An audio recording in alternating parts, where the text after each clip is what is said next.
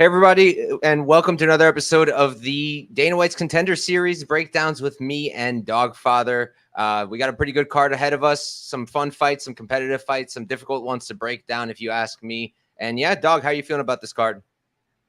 It's pretty good. I don't mind it. I think it's fun. I think some of the matchups are fun and they're interesting. And, you know, I think these cards are a bit more enjoyable than last one because I think there's a couple matchups where we don't really know what could happen.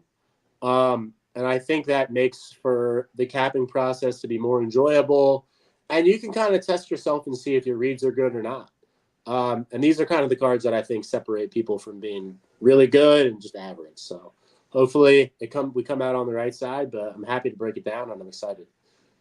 Yeah, I mean, I agree with you on one hand, but on the other hand, so far the chalk donkeys have been having all the success. I mean, parlays of Torres Finney and Cortavius Romeus have been paying off, you know, so it's pretty tough, especially for people out here looking for value. Not really the value season this season so far, but let's see what we got going on in the chat real quick. 138 MMA, what's good, my brother? I agree. For me, this has been one of the harder seasons to predict. Kiarik's liking the new look. Dog. Mushroom, my guy, what's up, brother? All right, let me throw up the fights on here, and then we'll jump in. All right, boom. Let's do it. First fight up, we've got Jack Duffy versus Nick Piccininni. Duffy, 7-0, undefeated, 28 years old, 5'7", don't have his reach. Nick's going to be 6-0, undefeated. He's 1 year younger at 27, 1 inch shorter, and don't have his reach either. Why don't you start us off, Dog? I mean, this is a very interesting fight. You know, wrestler versus jiu-jitsu style matchup. I think it's going to be set enough what both guys, you know, what both guys do this week, what both guys, you know, their credentials, their level of competition. But I really just want to break down the stylistic matchup. And I think that's where it comes down to why the line is what it is. Piccininni just seems like the more physical, you know, grappler here at the end of the day, and the striking seems competitive, in my opinion. I actually don't mind Jack's kicks and the short period of time that he has on the feet. He seems like he has pretty good volume. His one fight that people are going to reference is him, you know, getting rocked a ton, and, you know, his long layoff where I think he had, you know, substance abuse issues. Now he's taking it more seriously. He looks like he's in better shape. He had his best career performance against the best guy he's faced in his entire career in his last fight. And I know you bet on him in A1, so, you know, you're familiar with this guy as well. And I think Duffy could present some challenges with his ability to scramble. I know Piccininni's ran through some guys, but no guys and no fighters in Fury that have the jiu-jitsu and the pure grappling ability that Duffy has, which is where I give pause with Piccininni being such a large favorite, because we don't necessarily know how he's going to deal with that. And from what I've seen is he's had some issues with, you know, controlling and grappling and holding position in his last fight against a guy who's a Muay Thai striker, who he kind of just wore down and took his back and submitted him. But that was a fight that presented a lot of resistance. Also, on the other end, it answered a lot of questions. He got rocked in the second round. He kept up good cardio, good pace. He showed to be somewhat educated on the feet, despite looking uncomfortable there. So I think the fight is interesting. I actually think the fight could go to decision. I think in most iterations it can. I think Duffy's a really tough guy in general, and I think he's going to be hard to submit. Unless it's just like a power, unless Piccininni just latches up an arm triangle, I really have pause that, you know, Duffy's going to present the back and let Piccininni sink a hook in. I don't think his jiu-jitsu is that good that's going to happen. So I am interested in the fight. It seems like the line is, obviously where it is because of the wrestling upside that Piccininni has and his physicality. But I think it's about accurate at like 70 to 70. I'd say probably 75%. So there might be a little edge in there, but I do think, a decision for Piccininni is more than likely the regular outcome of this fight. So I'm going to side with him as a pick. I don't think the betting line is too far off. I think it's a little wide, but I do think he's rightfully favored. But I do think Duffy could give him some issues, which is why I don't really have an interest in laying the juice here. And I'm not sure how the physicality is going to play out. So I do think Duffy's like the money line side, but it's a Piccininni decision. I feel like in those iterations, and that's kind of how I think it's going to play out. I think he's going to grind it out here. Yeah, I tend to agree. I'm pretty familiar with Nick. Actually, I didn't recognize him at first, but once I started looking at him, then I realized I wrestled in New York and slash Jersey, but Nick wrestled out here in New York. He was probably one of the best New York wrestlers, and he was 4-time state champ, 4-time NCAA qualifier. Didn't get to compete his last year because COVID, but dude's a beast. He's an absolute beast, and it doesn't always translate that well to the cage, but so far for him, I know the competition is not the best, but it does seem like it has translated. He seems pretty comfortable on the feet. He's clearly athletic, and that's going to help. His striking looks pretty good. It's improved fight to fight, pretty clean with the hands. Duffy's the better kicker for sure, but I think Nick's got the better hands, and I think he seems to hit harder too. But Duffy's got like that question mark kick he kept whipping around, and it's fast. It's pretty fast for a guy who doesn't really strike, but I do lean Nick in the striking. I think he's just has a better hands, and I think he has more power too. I actually think kind of like both guys seem chinny. I mean, there's at least 2 fights for each of them where they've been rocked separately. It's not the best look, but I also don't think either is going to knock out the other. Nick's got 0 knockouts. I don't even think I've seen him hurt anybody on the feet. He could do it. Again, Duffy's been hurt by not great guys. Nick could probably hurt him, but I don't think it's a super high likelihood outcome. I think the takedown should come for Duffy. The little I've seen from his takedown defense, it doesn't seem that great. Ground, like on bottom, he seems pretty good. It seems like he's hard to hold down. The jiu-jitsu is legit. He's a black belt. And it could be interesting with Nick. I mean, Nick's never fought anyone like him with the jiu-jitsu of him, so we've never seen him have to control someone like that. From my experience, like I've been doing commentary for that Warrior Cage grappling thing, right? And from what I've seen, the wrestlers, they'll have success getting the fight down, and they can control them and not get subbed. They often don't win because they're not doing much with it. Like they're not going for a lot of subs, and the guy on bottom is just like scoring by actually trying to go for submissions. But in terms of staying safe and having that control time, I mean, I think every time I've seen that matchup, like it was the wrestler that won, except maybe one. So just my little experience with it, I feel like he should be able to stay safe on top. I think he'll get that control time. I think he will get the takedowns. I don't expect Duffy to take him down. And in the striking, again, I favor him a little bit. Duffy may be a little bit more funky, a little bit more unexpected with those kicks, but I think overall Nick's a better striker, more power, more athletic, better wrestling. So, yeah, the line is, I guess it makes kind of sense. I agree. It's probably a little wide, but it's another one of those situations where it's like, I can recognize that it's wide, but I still kind of want to play it because I feel like he might still cover. So we'll see what I do with him. Maybe I'll parlay him with something. The issue is I don't know with what. I don't really like anything else on the card in terms of something I'd parlay. And I thought about the decision. It's like plus 165, but he does kind of hit hard. And Duffy, I don't know how I feel about the chin. So it would feel pretty crappy if I laid a unit down and then he knocked him out. But we'll see what happens. We can move on. Next up, Yeah, all right. I was actually going on that. I mean, we haven't had props drop yet, but I do think like They dropped on FanDuel. Oh, no. On Bet Online. Yeah, I was thinking like a KO decision on Piccininni at because they've heavily favored his sub in the market because of his topology. However, in this matchup, I don't really see that being like a more probable outcome. So I think if I can get like a decent Piccininni KO decision line, I'd be all about it. So we'll see what I get, but yeah, I like that. If I had it available, I would 100% play it. But in New York, for some reason, DraftKings, FanDuel, and all the other books that offer it don't give us props. Only Bet Online does. I don't know why. But all right. Sucks. Yeah, it's whack. But we can move on. I know we disagree here, so I'm looking forward to breaking this one down. I mean, everybody's split on this. I think most people lean one way, but we got Malcolm Wellmaker versus Adam Bramhald. Wellmaker 7-0, undefeated, 30 years old, 5'10". Did they get rid of reaches on here on Tapology? Whatever.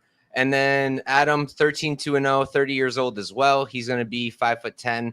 And I feel like their heights used to be different on Tapology, and then the weigh-ins happened, and now they fixed it because they're the exact same height, at least at the face-offs. But I'll start us off here. I really don't know. I'm pretty confused. I think that's the best way to put it. I'm kind of confused. Like in my notes, I wrote Adam as the pick, but I wasn't super confident, and I'm flipping a few times every day. Like, I guess Malcolm makes sense to be the favorite because he hits harder and he's cleaner. But at the same time, like, I don't know. I was watching back the tape and I just didn't feel that great about it. I don't love the output. I feel like the grappling isn't that great. I feel like defensively it's not that great. Offensively, I definitely don't think it's great. I feel like he doesn't do great under pressure, like forward pressure. I just saw things I didn't really like. And I'm watching Adam and I'm not dying about him. I'm not like, oh my God, this guy's the next big thing. But I thought he was pretty good. I mean, I thought his striking's pretty solid. I like his output. I like the kicks. I like the combinations. He mixes the kicks well into the combos with his hands. And I think he's an opportunistic guy when it comes to the ground. You're not going to really see him go for takedowns. And like you probably heard people talking about those Muay Thai trips he was doing, but those aren't going to work at a high level. I don't think he's going to be pulling those off against Malcolm. That said, I like the jiu-jitsu. I feel like he's pretty nice with it. The one time I've seen him take the back, it looked pretty clean. He looks like he has good control once it's on the mat. And I just don't really see Malcolm being the one to initiate takedowns and hunt subs here either. I'm not crazy about his ground game. I think he has 2 submission wins. The one that I saw, the more recent one, wasn't really crazy about it. Didn't think it was super impressive. And I just think the line's kind of crazy. I guess Malcolm does make sense to be the favorite. It does make sense to say outright he probably wins. But I just feel like the line's kind of nuts. I think there is value on Bramhald here at like plus 212, I think it is now. I think that's far too wide. It's even higher, Dog is saying 220, I think. And I feel like Malcolm minus 150 is probably what I would have lined it at if I was a bookie, I guess. So I think it's wide. And I did play one thing. I played the Adam sub, got reverse COV'd, and Dog knows that's a good thing when it comes to me. Usually that's a good sign. Played his sub at plus 1,600. It went up to plus 1,800, but I actually just checked earlier and it crashed down to 800. So someone else is thinking along the same lines as me. I don't think it's a super high like likelihood outcome. I don't think he's going to come out here and sub Malcolm 5 out of 10 times or even anything like that. I just think that if they get into a scramble situation where they are on the ground out of the 2 of them, I think it's Adam who I favor to get a sub. So that's where I'm at. Dog, why don't you pitch your argument? Well, I mean, it's not really an argument because I have money on it, but it's more fun if I call it an argument. I know, right? It's like people want people to argue on YouTube. Like it matters, at the end of the day. I'm just here to make money, and it doesn't really, I don't, me and you, we're cool. We can talk about fights and, have disagreements, but man, I don't like the word argue. We can just have a discussion about why we view things differently. But yeah, I bet Wellmaker at minus 160, actually minus 166 range, because the line moved a little bit on BetOnline when limits opened up a little bit, and I added some more on FanDuel. So I have him to win 2 units at 166 about range. I really just think the physicality is going to be a big issue here. I don't like Bramhald's optics sometimes when he's getting hit, and especially when he's like facing adversity. I feel like Wellmaker does a little bit better job of dealing with adversity. I think he has like a pretty good hardware edge. I'm not sure if you got to watch his 5-round fight, but it was very impressive in my opinion. His cardio, his composure, his ability to kind of like make his opponent work and make them, forced to hold him down. And, he did put himself in some not, the best situations, especially like along the cage side. But I actually I believe his name's Taylor Moore. I rate him as like a regional guy. And I think, he is probably just as good or better than most of whatever his name is, Bramhald's competition that he's faced in cage, whatever it is, cage, what's it called? Cage series? Caged Steel. Cage Steel. I think, he'd be one of the, better, regional jobber guys in that organization. And, I just liked what I saw from Wellmaker. He just seems a little bit more put together. I do think that Bramhald striking is very pretty and technical Muay Thai style. However, we've seen that have minimal success in the UFC, especially unless you have like, exceptional intangibles like a Carlos Pratas, where you're just absolutely gigantic and you have insane power. He doesn't really hold those type of characteristics to me. I actually, think that Wellmaker is the better MMA striker. He can switch stances better. He throws with more power and more intention when he does let go. He's, I think, defensively more responsible. I do think that Bramheld does hold the volume edge and the output edge. However, we've really never seen anybody out volume Wellmaker because his defense is very good and he does switch stances well. The calf kick's not going to be available for Bramheld in that southpaw stance that Wellmaker mostly chooses to fight in. And Wellmaker can calf kick from both stances, which is also a very good weapon for him. So I just think the diversity is a little bit better from Wellmaker in the striking, with the volume edge being close and the hardware being better. In terms of the grappling, though, I do think that Wellmaker can hit body lock trips on. I do think he can hit body lock trips on Bramheld. I don't think Bramheld's wrestling is very good. He might have some success cage pushing and burning clock, but I don't see him having like a ton of success grappling wise, unless like there's like a sloppy exchange, like why you bet the sub prop and he locks in a front choke, because he has shown he can be pretty opportunistic with his submission game. So I do think that's possible, but the issue is Wellmaker doesn't really shoot wrestling style takedowns. He's shooting more body lock style jiu-jitsu takedowns. So when it comes to front choke series, I'm really not too bullish on it unless he's on bottom. And I don't really rate Bramhold's grappling that much. So I don't necessarily see that being like a very highly, I don't see it being like a likely path.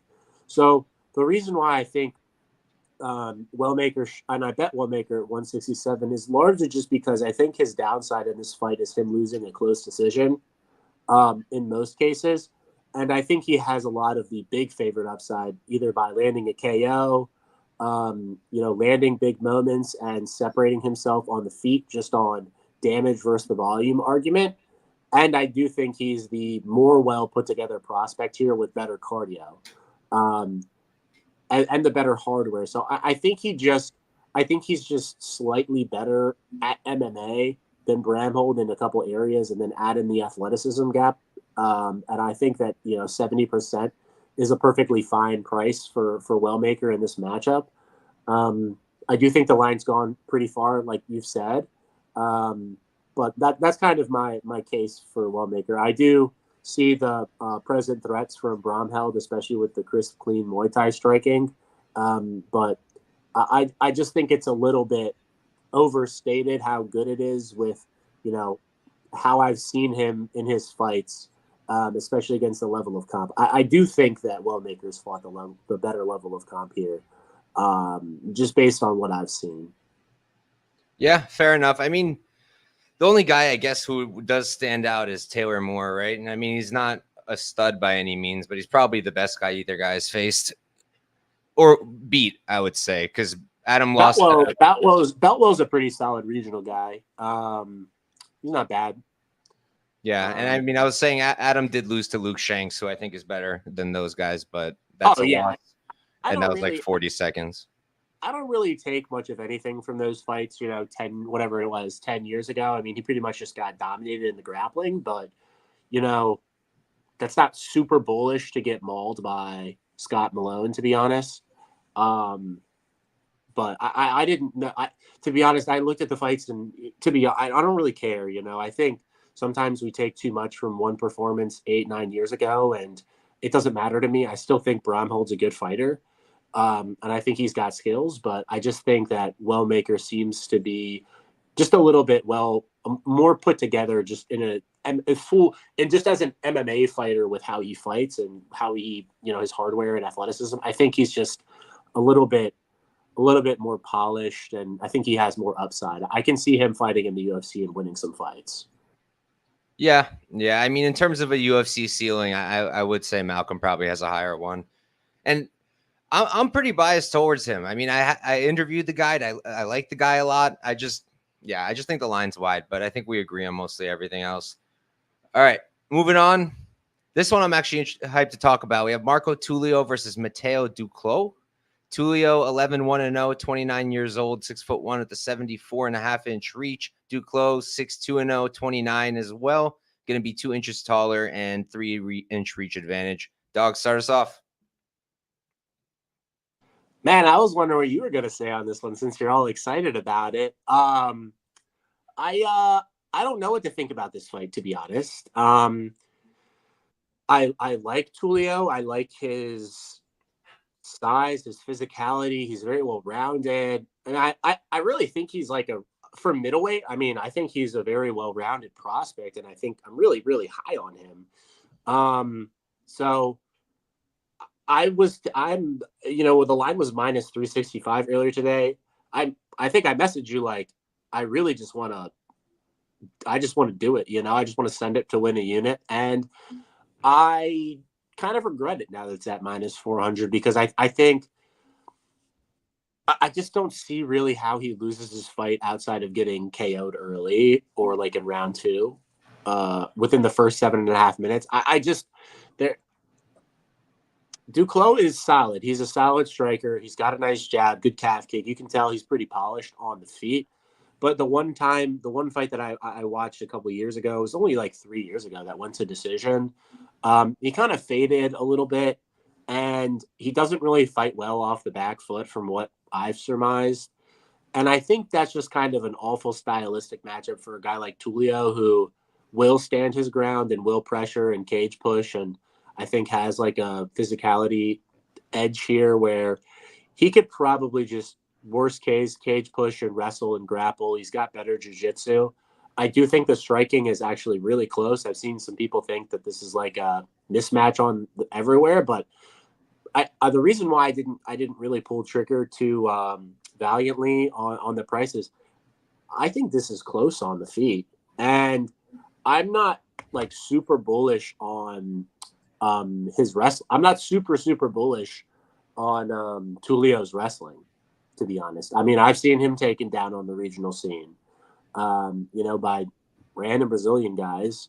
So defensively, it's not that great. I don't really think Duclos has like a grappling path, but I'm just not a huge fan of Tulio's wrestling. So in a fight that I could see possibly playing out on the feet for an extended period of time, I just don't really feel great about the price, but I just think Tulio is a really bad stylistic matchup for him with his durability. From what I can see, I don't think the fight that he got KO'd is available anywhere, which sucks.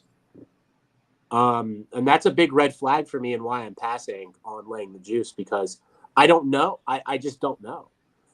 If I knew what the KO looked like, I would feel more comfortable with maybe even taking an underdog shot, but because the one time, and the one loss in Tulio's career, I have no data to support why, then I'm just going to pass. I mean, I think the line is fine though, based on, like I said, the stylistic matchup. And I think what Tulio can bring to this fight from just a well-rounded aspect and how poor I think Duclos can be on bottom at times and how he doesn't like pressure and his gas tank concerns. So I think Tulio's the rightful favorite. I think the line is fine. Just not really interested in betting it. Even the total, I like my under 1.5, and even the total feels sketchy because Tulio can be really patient. And I've seen him like literally put people in deep arm triangles and not be able to finish some, locked in subs. So I know if I bet the under, he's going to like hit a body lock with like 2 minutes in the first round and mug this dude on top in half guard and pass to an arm triangle and just not finish it for like a minute and a half. So I'm just going to pass entirely on this fight. But I lean unders. I like violence. Tulio ITD is awful. It's got to be Duclos, in my opinion, if you want to bet it, but I'm not really interested. I think the line's fine. I'm getting the, the vibes that everything here is accurate. So I'm just gonna pass. But I guess I lean Tulio to win by submission. I think that's his easiest path to victory. But we'll see what happens with the domestics and what books give us. The line's like kind of bettable right now, but I don't really feel like pulling the trigger since I've seen him, lock up so many tight subs and not finish. Yeah, before I jump in with my breakdown, I pulled it up. I was curious what the round 2, round 3 was on Tulio. Round 2 is plus 200. That's crazy. I wish there was a not to win in round 2. I would bet that at that point. Plus 200 is wild. But yeah, for me, honestly, so I went into this one thinking, because I didn't tape this one until today. So I was listening to everybody, the way they're talking about it. I was thinking, okay, I guess we finally get a free square. I might just put Tulio together with Nick and call it a day. And then I taped it, and I was like, I don't really think Duclos bad. Like, I don't really get it. And, like, I'll start with the grappling, right? Because that is probably Tulio's clearest path. But first off, I wanted to say, with all the talk we've been hearing about Dana not loving grappling and Dana being such a hard ass on the Contender series this season, randomly, I feel like these guys might be coming out here, and they're not, I don't think they're being told not to grapple, but I think they might be coming out here, the returning guys. I think they might be coming back with a lot of pressure, because Tulio won last time, and he beat a really good striker too, a guy I think the UFC wanted, was hoping would beat Tulio. Tulio beat him, didn't finish him, grappled a little bit, and Dana didn't sign him. So I have a bit of a concern that he's going to come in here. He's going to be like, all right, look, this guy's not as good as me. Dana's not going to sign me if I play it safe. So let me just put this guy out. And if he comes in too aggressive, I mean, like you said, I think Duclos is close in the striking, if not just as good. Like, maybe he doesn't have the same volume, but he's good at range. He's got a bunch of different tools, a bunch of different weapons, solid output. Combinations are good. The kicks are good. The hands are good. He clearly has power.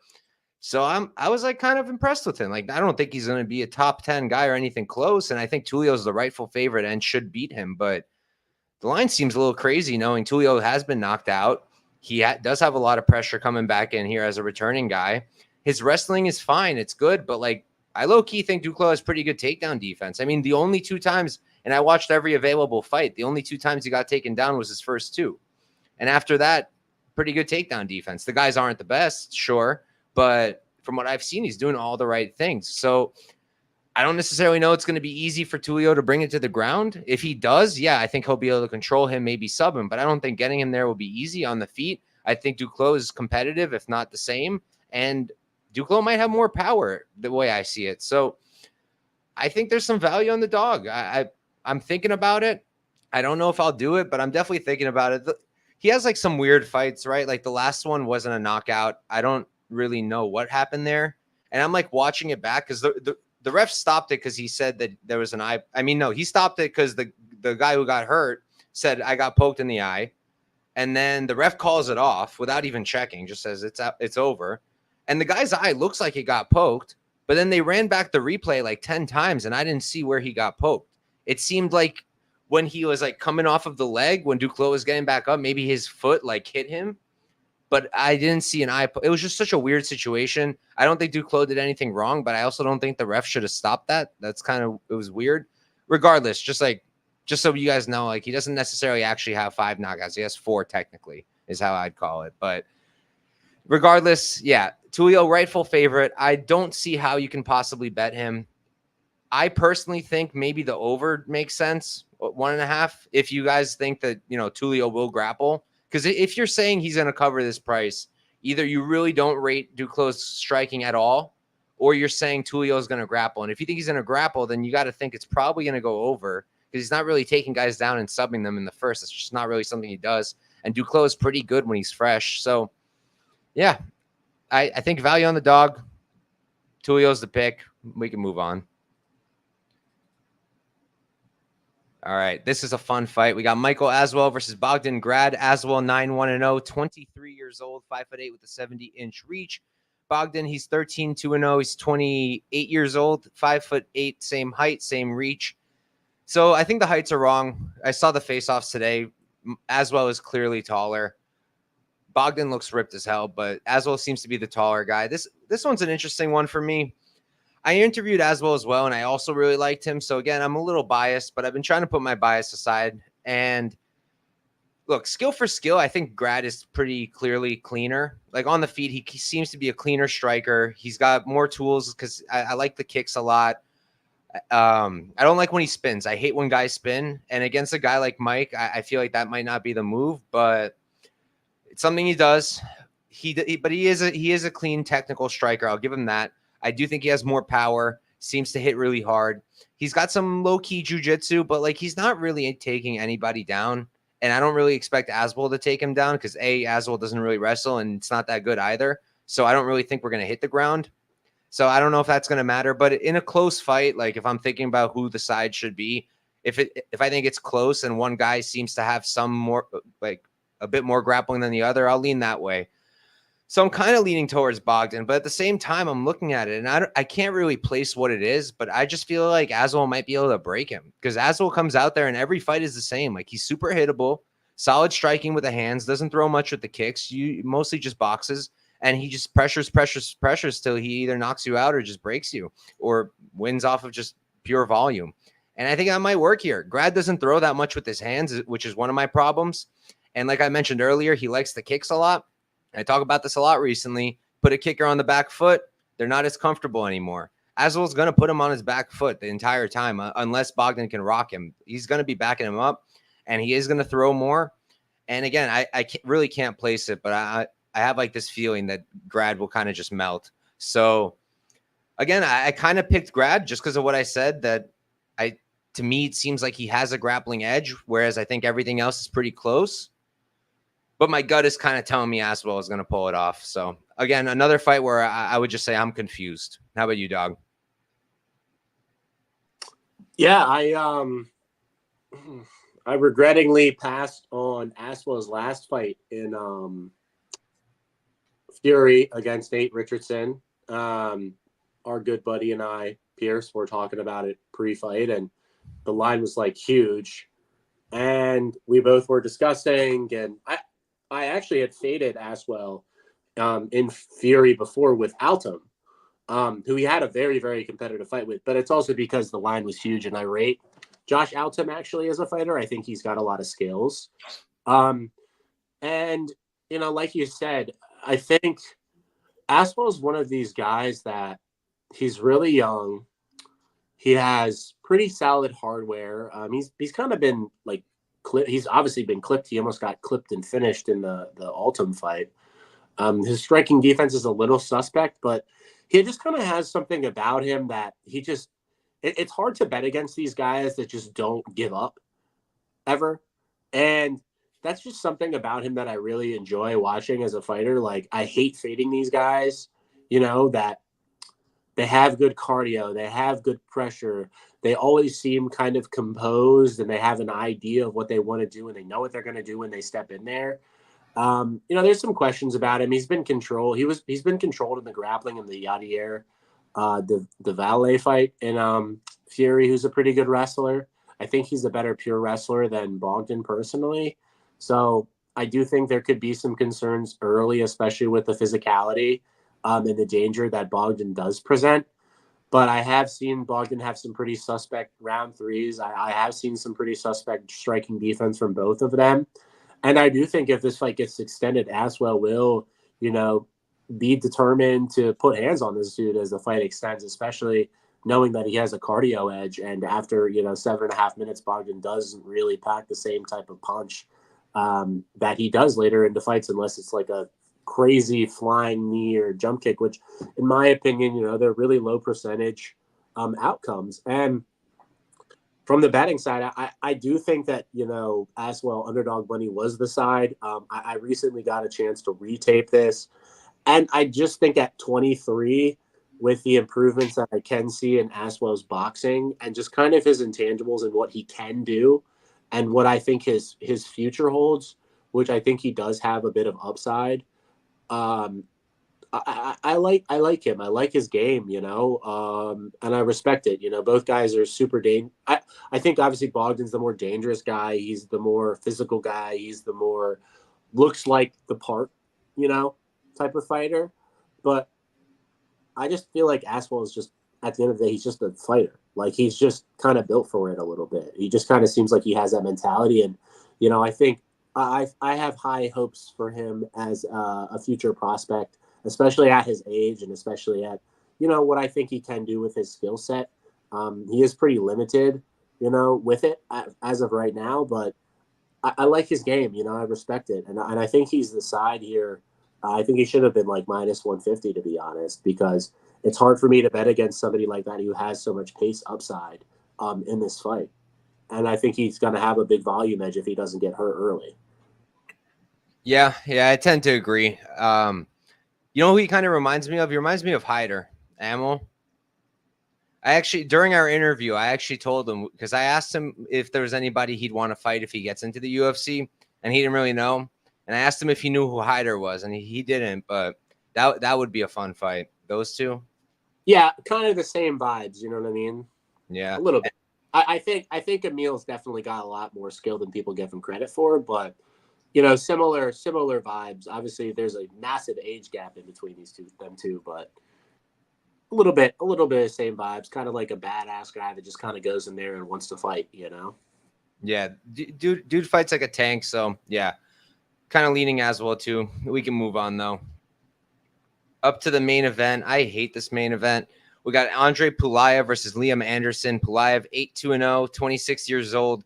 His height's not listed, but it's 6'4". I saw on the Russian fights he had, and I just looked it up.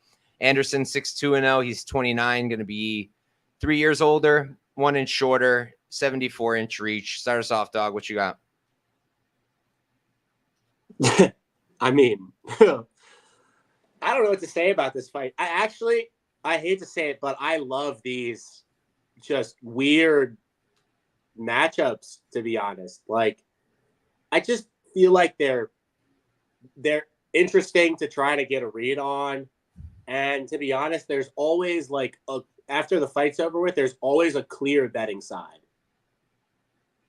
Either it being money line or total on these type of weird fights where we just don't really, in my opinion, I don't really know what level either guy is at, in my opinion. And when that happens, obviously I'm going to lean to Pulyaev because he's bigger, he's younger. I like it. I like the camp, I guess, I don't know much about like what they do, but obviously that team's pretty well known in Russia. So I guess I'm going to side with that. But dude, both guys have so many red flags. When you watch tape, you're like, I don't know what the hell is going to happen. And to be honest, like, I don't think either guy seems like too far a level apart from each other. I think that Pulyaev, there's like a bunch of concerns. He doesn't really have much power in his hands. He's awful when he backs up. He's really good on the front foot with his kicks and his straight left. I actually think it's pretty good. His takedown defense is suspect, but he does a good job at getting up. I think when somebody's this big, it's hard to take their back because he could just stand up, and the dude's like so tall, he could just probably stand right up and, make it hard for Anderson to even like put hooks in because he's just so long. So I think there's some advantages for him, especially if Anderson is trying to grapple just because he is so long. But he's been grappled and wrestled in the past, but he hasn't really been controlled that much, to be honest. Like, he does do a good job at getting up. He's urgent to get up. He tries to get up. He has okay wrestling, but I just don't know, where he's at. It's hard to figure out where his level is, but he seems pretty decent. Like, his amateur record's a big red flag. He was like 22, 23 at the time, or maybe 21, 22 at the time. But I do think, like, I would take the average amateur Russian fighter over 75% of the folks that these, 7-2 amateurs in the US and the UK fight. So if you're like 3-3 in Russia, I'm going to rate that a lot higher than, I'm going to rate it probably the same level as like a 7-3 guy in Annie's, just because I feel like those fighters are more mature, much younger, and the level there in terms of the average dude is a lot higher. So it's not a huge concern for me. It's a red flag, but you know, it's just a weird fight, man. Like I can't get a read on it. I actually think because I think they're pretty close in terms of levels, that the over is probably the way to go. But I just have concerns. I don't have concerns about Pulyev's chin, actually. I think one of the ways he would knocked out would be like a head kick, which is one of Anderson's best weapons, but I just have a high likelihood of predicting something like that. I think Pulyaev could hurt him, especially early. So I don't really see why, an Anderson money line, bet pre is the side at minus 200, unless you think Pulyev's like the biggest fraud of all time. But yeah, I don't really think Anderson's deserving of minus 200 to anybody that seems like they have a pretty decent pulse.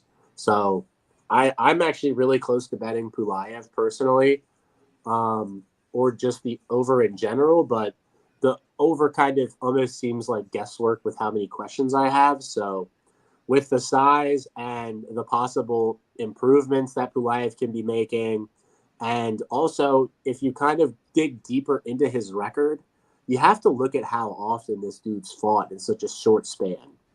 They're taking fights like every 6-7 weeks. There's no real training camp. There's no real time for them to make improvements. He hasn't fought, in theory, for an extended period of time for over a year now, about. And like I said, the dude's huge. He's 26, turning 27. He's at a good gym. I would not be surprised if this guy made a bunch of improvements in the last year. His last fight was a minute and a half. So he's the side to me. He's a clear side. If this is like plus 200, I gotta take it at the end of the day, and I think we get there. So Pulyaev for me, obviously a lot of narrative and question marks, but I have a lot of question marks on both guys. So I think he could hurt him to the body. I think he could hit him with a straight left down the pipe. And I think Anderson really honestly needs to grapple here, because I've seen Pulyaev have a pretty good chin. So I think Anderson's got to grapple to cover this price, and without that, I think he's probably in trouble on the feet unless he just like paces this Pulyaev guy with his cardio, because I do think he's got cardio. I think he's a good, well-rounded guy, but he just seems like a Swiss Army knife that's dull on all the edges. All right. Yeah. So, I mean, you said it pretty well. I think that I don't really want to bet either guy. I think Anderson's a rightful favorite because I do think he'll have grappling upside. And I don't like that Pulyaev gives up his back. Anderson has a nice back take. And I also just get the vibe that Pulyaev, I don't know, he like seems like a string bean to me, like just very fragile. Probably nothing to it, but it's just the vibe I'm getting. That said, like minus 200 just feels crazy on Anderson. His striking is mid. His hands are decent, but he's not a great striker. He's pretty damn hittable. Both guys seem to me a little bit chinny, and I don't know how you get there. Like if you're betting minus 200, you got to think he's just going to be taking down Pulyaev at will, taking his back, and maybe he can take him down at a decent clip, but like that's not guaranteed either. Anderson's not an insane wrestler. He's good, he's decent, but he's not like really great. And Pulyaev is tall. These guys can be difficult to take down. I talk about it all the time. When I wrestled, I hated wrestling tall guys because they would tripod and then I was stuck, and it's really annoying. And in a cage, it's probably even more annoying because they put their back up to the fence. But that said, like you mentioned, Pulyaev gets up well. At the same time, he does give up his back when he does it, and that's probably going to give Anderson his best chances. I think if Anderson's going to cover, it's going to be something along those lines, catching a sub, and it's possible. But yeah, I don't know. If Pulaev's plus 200, I got to take a shot too. I mean, on the feet, I think I have to lean Pulyaev, I guess. He seems to kick better. The kicks look good, powerful. Hands, I want him to throw more hands. If he threw more hands on the tape, I'd feel a lot better about it. He doesn't really. So that's kind of my issue, because Liam's not great with the hands, but he does it. Whereas Pulyaev doesn't really. So that's kind of one of my problems. But again, if we're talking about plus 200, then I'm willing to take the shot. And he's 26 years old. Like you said, he's at a good camp. Shlemenko, he's had some favorable matchups fighting at Shlemenko FC for the most part, but yeah, it's tough. And this is what makes some of these fights so difficult, because we just don't know what to rate their opponents. And if you can't rate their opponents, you don't know how much to rate their work. A guy could be landing takedowns on all the guys he's fighting, but if they're all terrible, it doesn't mean he's a good wrestler. So it's very difficult to get a proper read.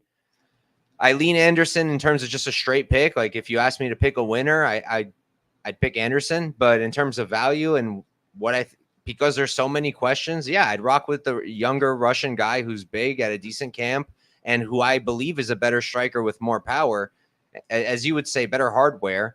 But I would need more hands from him to feel better about it. And like Liam can be taken down, but that was Miles Lee. And Miles is a great wrestler, whereas Pulyaev like isn't a good wrestler in my opinion. I know he's got a Russian last name, but I wasn't impressed by like any takedown that he did, and I don't really think he's in like big trouble on top either. I feel like Anderson will be able to scramble out, maybe even reverse position, sweep. So yeah, that's where I'm at too. Not my favorite fight. Are these guys really going to get a lot of wins in the UFC? They could beat Jose Medina, but like, what does that say about the state of where we're at if that's how we're measuring who should be in the UFC, if they could beat Jose Medina or not? It's middleweight. Yeah, but is middleweight that terrible? At the top, it's good, but like the mid lower tier guys, they're all. I mean, all the fights are just. They could probably both beat Tiulin. Yeah, that's what I'm saying. Like, would you make Cedric Dumas like a massive favorite over Liam Anderson? I wouldn't. The books would, and I'd probably bet Anderson. But that's what I'm saying. Like some of these lower tier, middleweights, they can throw him in there and at least have a decent fight, I guess. Yeah, fair enough. They do have 2 middleweight fights on this card, so they're probably trying to sign them. And wasn't the Ultimate Fighter just a middleweight also? Is Loader a middleweight? Yeah, I think that's middleweight. So they seem to be trying to fill it up.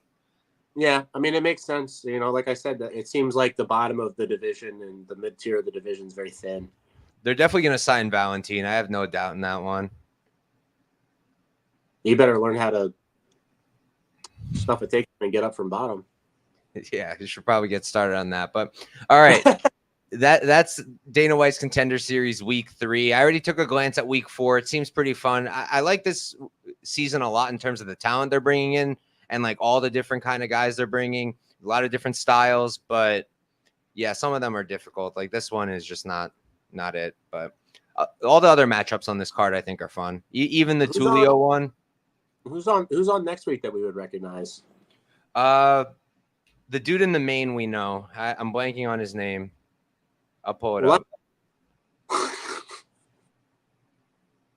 We know him. I'm just blanking on the name. No, not him. Who was I thinking of? Bashi, I recognize. Curry and Gage Young.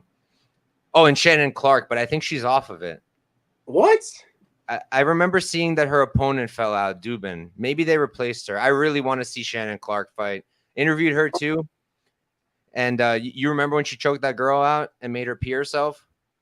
Dog, I had a big bet on that under. That's one of the craziest things I've seen, I think, watching fight. Shannon Clark is the homie, dude. I love Shannon Clark. She's a monster. If you guys haven't watched that, check out Shannon Clark's. I think it was her last fight, right? I remember Shannon. I bet on Shannon a bunch in LFA. I bet, she fought Nadra Rep before she got that title fight. I think she just mugged Nadra Rep for like 3 rounds, and she was like a pretty big dog to her. And ever since then, I just think somebody like that with that much physicality in WMMA is like a cheat code. And I'm very high on Shannon Clark. So. Yeah, I think the UFC is definitely trying to sign her. I mean, like I was saying, if you guys haven't seen it, go back, watch her last fight. She had the girl in a bulldog choke. And bulldog chokes don't really work at this level. And not only did it work, but I mean, the girl went out and the ref didn't see. And she was just choking her. The girl literally wet herself in the octagon, peed herself, unconscious. Like one of the crazy, and then looked like she was dead. It was one of the craziest things I've ever seen. Like Shannon Clark's talk about hardware. Yeah. Well, I mean, I think, and I think something that's hopefully exciting for fans is that like I guess her style like isn't that exciting because she cage pushes a lot, but like people were, glazing the hell out of Gustafson last week. Like, oh my God, look at the physicality on him. He's so good, and it's like that. That's like Shannon Clark, but WMMA version. So, if people like that, they're gonna like Shannon, and she's a freaking beast. So, I'm excited to watch her fight. Yeah, the way people spoke about Gustafson's last, like the bloody fight, I thought it was going to be something like, you remember Dalby's fight in Cage Warriors where there was God, that was amazing. Yeah, so much blood they had to call the fight off because the guys were slipping on their own blood. That's what I thought I was going to see, and then I watched him just go to war with some 3-2-0 guy, and I was like, that's like that Cage Warriors fight is like legendary type of shit. You know what I mean? One? Yeah. That fight was just, I'm surprised that got UFC Fight Pass Fight of the Year, to be honest. Like, I watched a lot of regional fights, and I could probably think of a couple ones that were better than that, especially more high level than that. Yeah. But all right, that's a card, guys. I don't make the rules, bro. I don't make the rules. We just bet. That's all we do. But all right, guys, that is Dana White's Contender Series Week 3. Thank you all for tuning in. Make sure there's no UFC this week, so I won't have a pod. I think I'm going to be dropping a few interviews so that you can look out for that, and I'll break down the regionals. I doubt I'll have time for a regional video. Just going to get started on next week because it's a pretty big card, and I actually kind of like the card. Seems like there's some fun fights on there. And yeah, Dog, you got anything you want to plug before we jump out? No, not really. Fight Factor on Mondays at whatever in the evening. And then, obviously I'll be back on the show next week. Are we going to go Sunday next week? Or you want to keep going on Mondays because we have face-offs to talk about? Yeah, honestly, let's just do Mondays. I think that makes more sense. Yeah, I think everybody's made the point that face-offs are important. And to be honest, I definitely agree. Like, I will make bets before face-offs if I expect the line to move. Typically, I don't want to say that I have a good read on the smaller regional markets, but I would say that typically if I place a reasonably sized wager, I hope the line tends to move in my favor. So I'd like to bet some of these early ones like Wellmaker if I expect it to move, but like this week, the Pulyaev fight and some of these other ones, I kind of need to see face-offs before I, can finalize any real thoughts. Yeah, I mean, just this week, right? Like going into it, I thought that Wellmaker was going to be way smaller, and they're the exact same height. So that does change things for me. So yeah, I think Wellmaker's a little thicker too. Yeah, which I also didn't expect. I thought Adam would be the bigger guy all around, but he's not. They're the same height, and Wellmaker seems to be thicker, stronger. So yeah, face-offs seem important. And Duclos looked freaking huge. Yeah, dude's big. He's huge. He's like 6'6", like gigantic guy. He's massive for the weight class. Yeah. But all right, guys, thank you all for tuning in. Peace out and good luck tomorrow.